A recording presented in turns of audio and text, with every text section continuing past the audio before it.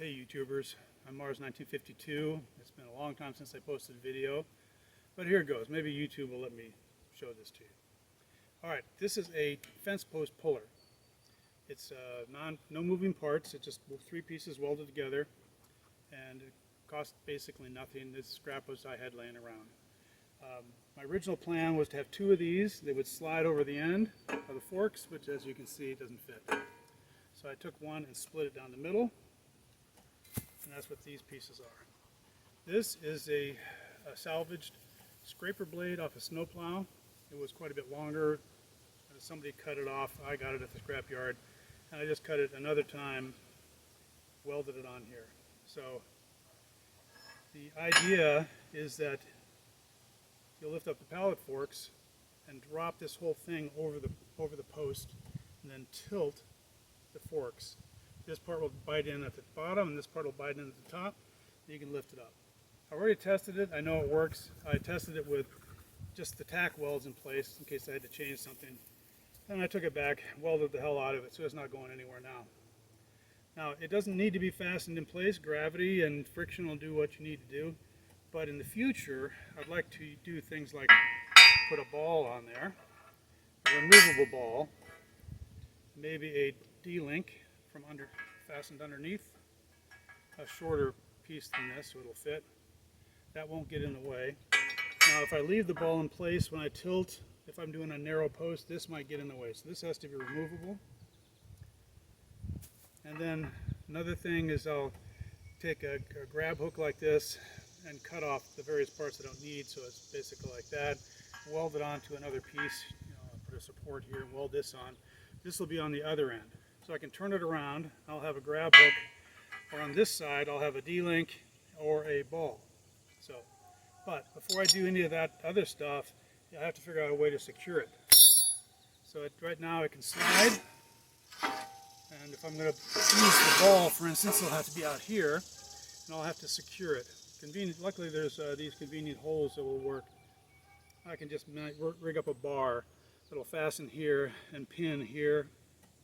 Actually pin in both places, but that'll keep it from moving forward. So anyway, I'm going to go ahead and test it to demonstrate it for you.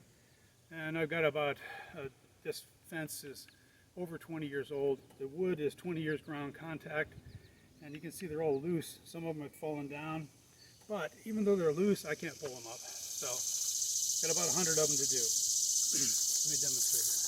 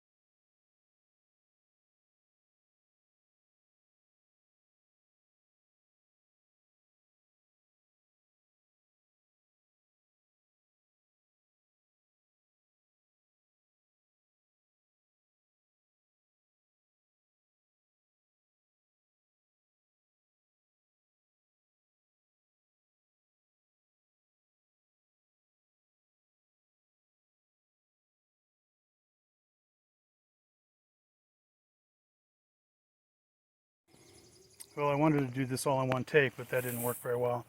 So you can see this post was rotted off. There are a number of, I don't know how many are rotted, less than I assumed, because a lot of them have been replaced. Most of those, some of those posts were in good shape still. But anyway, it had to come down, and this is a lot easier than doing it with my back. As you can see, the front of the fence is down. This stack represents about 1/3 of the fence total. The pallet, or the forks, are just loaded to the max.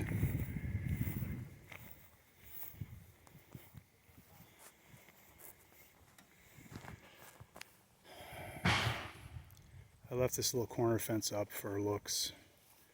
And then this fence all the way back there, which actually might be more than 1/3. I think it's longer than the front. It has to be picked up. Over on Donna Lane, I haven't cut that down yet.